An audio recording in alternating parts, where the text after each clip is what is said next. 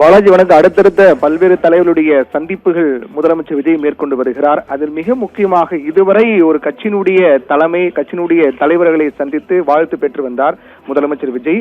அதை தொடர்ந்து தற்போது மேற்கொண்டிருக்கூடிய சந்திப்பு தான் அரசியல் களத்தில் மிகுந்த முக்கியத்துவம் வாய்ந்த ஒன்றாக பார்க்கப்படுகிறது. பல்வேறு கேள்விகளையும் எழுப்பக்கூடிய சந்திப்பாக இது அமைந்திருக்கிறது. ஏனென்றால் அதிமுகவினுடைய அதிகாரப்பூர்வ இந்த நிமிடம் வரை அதிமுகவினுடைய பொதுச் செயலாளர் எடப்பாடி பழனிசாமி தான், அவர்தான் கட்சியினுடைய தலைமையாக இருக்கின்றார். ஆனால் தற்போது தேர்தல் முடிவுக்கு பிறகு அதிமுக ஏற்பட்டிருக்கக்கூடிய உட்கட்சி பிரச்சனை என்பது கட்சி இரண்டாக பிளவுபட்டிருக்கிறது. இபிஎஸ் தலைமையில் ஓர் அணியாகும், அதே போன்று சி.வி. சண்முகம் தலைமையில் ஒரு அணியாகவும் செயல்பட்டு வருகிறார்கள். இரண்டு தரப்பும் மாறி மாறி சபாநாயகரை சந்தித்து தங்கள் தரப்பு தான் அதிகாரப்பூர்வமான அதிமுக என்றும், அதனால் தங்களை தான் அதிமுகவுடைய சட்டமன்ற குழு தலைவராக தேர்ந்தெடுக்கின்றோம், அதை தான் நீங்கள் ஏற்றுக்கொள்ள வேண்டும் என்று கோரிக்கை வைத்து வருகிறார்கள். இப்படியா அடுத்த கட்டமாக நடக்கக்கூடிய நிகழ்வுகள் என்ன, அதிமுகவுடைய செயல்பாடுகள், பிளவுபற்றக்கூடிய அதிமுக அடுத்த கட்டமாக என்னென்ன சட்ட சிக்கல் எதிர்கொள்ளப் போகிறார்கள் என்ற பல கேள்விகள் எதிர்க்கக்கூடிய சூழ்நிலையில் தான் முதலமைச்சர் விஜய் பல்வேறு அரசியல் தலைவர்களை சந்தித்து வருகிறார். நேற்றைய தினம் முதல் தொடர்ந்து இந்த சந்திப்பு நடைபெற்று வருகிறது. நேற்றைய தினம் முன்னாள் முதலமைச்சரும் திமுக தலைவருமான மு.க. ஸ்டாலினை அவருடைய இல்லம் சென்று சந்தித்தார். அதற்கு பிறகு மதிமுகவினுடைய பொதுச் செயலாளர் வைகோவை சென்று சந்தித்தார். அதற்கு பிறகு பாமக தலைவர் அன்புமணி மற்றும் நாம் தமிழர் கட்சியினுடைய தலைமை ஒருங்கிணைப்பாளர் சீமான் ஆகியோரை அவர்களை இல்லம் தேடி சென்று சந்தித்து வாழ்த்து பெற்றார். அதன் தொடர்ச்சியாக இன்றைய தினம் சட்டப்பேரவை கூட்டம் காலை நடைபெற்றது. அதற்கு பிறகு மீண்டும் தலைவர்கள் சந்திப்பு நடைபெற்று வருகிறது. அதில் முதல் சந்திப்பாக இந்திய யூனியன் முஸ்லீம் கட்சியினுடைய தலைவர் காதர் மொய்தீனை மண்ணடி இலக்கக்கூடிய அலுவலகத்துக்கு சென்று சந்தித்து வாழ்த்து பெற்றார். என்றால் அவர்கள் 2 சட்டமன்ற உறுப்பினர்கள் வைத்திருக்கிறார்கள். அவருடைய ஆதரவு தாவேகாவுக்கு இருக்கிறது வாக்கெடுப்பில் கலந்து கொள்ள. அதை தொடர்ச்சியாக அங்கிருந்து புறப்பட்ட முதலமைச்சர் விஜய் சத்தியமூர்த்தி பவன் காங்கிரஸ் அலுவலகம் சென்று அங்கு காங்கிரசுடைய மாநில தலைமை, அதே போன்று காங்கிரசுடைய மேலிட பொறுப்பாளர் உள்ளிட்ட தலைவர்களையும் சந்தித்து பேசினார். அப்போது சால்வை பூங்கொத்து பரிமாறப்பட்டது, சால்வை அணிவித்து மரியாதை செலுத்தப்பட்டது. அதன் தொடர்ச்சியாக தான் முதலமைச்சர் விஜயுடைய தற்போதைய சந்திப்பு தான் அரசியல் ரீதியாக பல கேள்விகளை எழுப்பியிருக்கின்றது. ஏனென்றால் இதுவரை அவர் சந்தித்த சந்திப்புகள் அனைத்துமே முதல் முறையாக முதலமைச்சராக வந்திருக்கின்றேன், அந்த அடிப்படையில் அரசியல் அனுபவம் வாய்ந்த கட்சியினுடைய தலைவர்கள் என்ற அடிப்படையில் தங்களிடம் வாழ்த்து பெற வந்தேன் என்ற ஒரு நாகரிக அரசியல் அடிப்படையில் பல கட்சியினுடைய தலைவர்களை அவர் சந்தித்து வந்தார். ஆனால் தற்போது அவர் சந்தித்திருப்பது அவருடைய தமிழக வெற்றி கழகத்துக்கான ஆதரவு பலத்தை கூட்டுவதற்காக அரசியல் நகர்வின் பின்னணியாக தான் இந்த சந்திப்பு பார்க்கப்படுது. இதுவரை அவர் சந்தித்த தலைவர்கள் சந்திப்புக்கு முற்றிலும் மாறுபட்ட சந்திப்பாக தான் இது அரசியல் ரீதியாக பார்க்கப்படுகின்றது.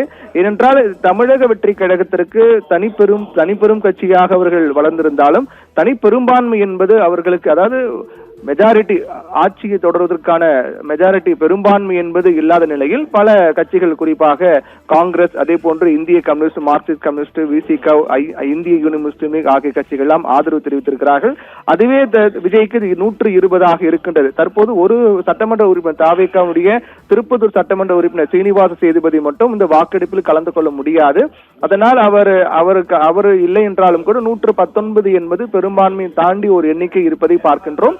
இருந்தாலும் அவர் தொடர்ந்து அந்த எண்ணிக்கை இன்னும் அதிகப்படுத்த வேண்டும், அதிக ஆதரவு இருக்க வேண்டும் என்பதை அவர் பல்வேறு நடவடிக்கையின் மூலமாக மேற்கொண்டு வருகிறார். அதில் ஒரு பகுதியாக தான் அந்த நிகழ்வுடைய பின்னணியாக தான் இந்த சந்திப்பு பார்க்கப்படுகின்றது. ஏனென்றால் அதிமுக பிளவுபற்றக்கூடிய நிலையில் சி.வி. சண்முகம், வேலுமணி ஆகியோர் ஒரு தரப்பாகவும், அதே போன்று எடப்பாடி பழனிசாமி ஒரு தரப்பாகவும் செயல்பட்டு வருகிறார்கள். மொத்தமாக அதிமுக 47 இடங்கள், 47 சட்டமன்ற உறுப்பினர்கள் கைப்பற்றினார்கள். இந்நிலையில் தான் அவர் தொடர்ந்து 47 சட்டமன்ற உறுப்பினர்கள் அவர்களுக்கு இருந்தாலும் கூட அதுல அதிகபட்சமான சட்டமன்ற உறுப்பினர்கள், அதாவது 30 சட்டமன்ற உறுப்பினர்கள் எஸ்.பி. வேலுமணி, சி.வி. சண்முகம் தரப்பிற்கு ஆதரவாக தான் இருக்கிறார்கள் என்றும் அவர்கள் தரப்பில் கூறுகிறார்கள். 17 சட்டமன்ற தொகுதிகள் மட்டுமே, 17 சட்டமன்ற உறுப்பினர்கள் மட்டுமே எடப்பாடி பழனிசாமிக்கு ஆதரவு தெரிவித்திருப்பதாக சொல்லப்படுகிறது. இது அதிகாரப்பூர்வமான தகவல் இன்னும் வெளியாகவில்லை. இந்நிலையில் தான் நாளை அனைவரும் எதிர்பார்க்கக்கூடிய பெரும்பான்மை நிரூபிப்பதற்கான வாக்கெடுப்பு நாளை நடைபெற இருக்கின்றது. அதற்கு முன்னதாக முதலமைச்சர் விஜய் தனக்கான ஆதரவு பலத்தை இன்னும் அதிகரிக்க வேண்டும் என்ற நடவடிக்கையின் ஒரு பகுதியாக தான் இந்த சந்திப்பு பார்க்கப்படுகின்றது. அந்த அடிப்படையில் தான் கிட்டத்தட்ட ஒரு 30 சட்டமன்ற உறுப்பினர்கள் சி.வி. சண்முகம் தலைமையிலான அணியில் அவர்களுக்கு ஆதரவு தெரிவித்து இருப்பதாகவும், அவர்கள் அனைவரும் அப்படியே தமிழக வெற்றிக் கழகத்திற்கு ஆதரவு தெரிவிக்கின்றோம் என்ற உறுதியும் சி.வி. சண்முகம் விஜயிடம் தெரிவித்திருக்கின்றார். இந்த அடிப்படையில் பார்க்கும்போது பெரும்பான்மை எண் கிடைக்குமா என்ற ஒரு என்பதில் தொடங்கி தற்போது பெரும்பான்மை தாண்டி பாதிக்கும் மேற்பட்ட ஒரு எண்ணிக்கை விஜய் தரப்பு தமிழக வெற்றி கழகம் அவர்கள் ஆட்சி அமைத்திருக்கிற சூழ்நிலையில் அவர்களுடைய அரசுக்கு பாதிக்கும் மேற்பட்ட எண்ணிக்கை கிடைப்பதற்கான வாய்ப்பு தான் பிரகாசமாக இருப்பதாக பார்க்கப்படுகிறது. ஏனென்றால் இந்த கணக்கை பொறுத்தவரையில் தமிழக வெற்றி கழகம் ஒரு இடத்தை கழித்து கொண்டால் அவர் 108 அவர்கள் கைப்பற்றினார்கள். ஒரு விஜய் போட்டியிட தொகுதி ராஜினாமா செய்யப்பட்டு 107. தற்போது ஒரு சட்டமன்ற உறுப்பினர் போட்டியிட வாக்களிக்க முடியாது. திருப்பத்தூர் தொகுதி சட்டமன்ற தாவேகா உறுப்பினர் வாக்களிக்க முடியாது. சீனிவாஸ் சேதுபதி வாக்களிக்க முடியாது. 105 என்று எடுத்துக்கொள்ளலாம். அதைத் தொடர்ந்து காங்கிரஸ் 5 இடங்கள் அவர்களுக்கு ஆதரவு தெரிவித்திருக்கிறார்கள். அது பிறகு இந்திய கம்யூனிஸ்ட், மார்க்சிஸ்ட் கம்யூனிஸ்ட் தலா 2 இடங்கள். அதே போன்று விடுதலை சிறுத்தைகள் கட்சி 2 இடம், இந்திய யூனியன் முஸ்லீம் லீக் 2 இடம்.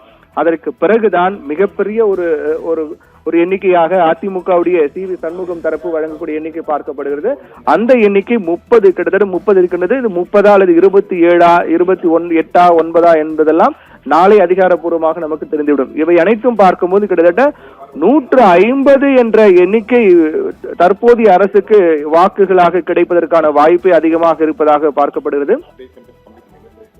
150 இடங்கள் என்பது பெரும்பான்மையும் தாண்டி கூடுதலாக இருக்கக்கூடிய இடங்களாக பார்க்கப்படுது. அந்த ஒரு நிகழ்வின் ஒரு பின்னணியில் தான் இந்த சந்திப்பினுடைய பின்னணியாக இருப்பதை பார்க்கின்றோம். இதுவரை பல்வேறு அரசியல் கட்சியின் தலைவர் சந்தித்து வந்த முதலமைச்சர் விஜய் தற்போது அதிமுகவில் ஒரு பிரிவாக செயல்பட்டு வரக்கூடிய சி.வி. சண்முகம், எஸ்.பி. வேலுமணி தலைமையிலான சட்டமன்ற உறுப்பினர்களையும் அவருடைய ஆதரவாளையும் சந்தித்து வருகின்றார். பாலாஜி.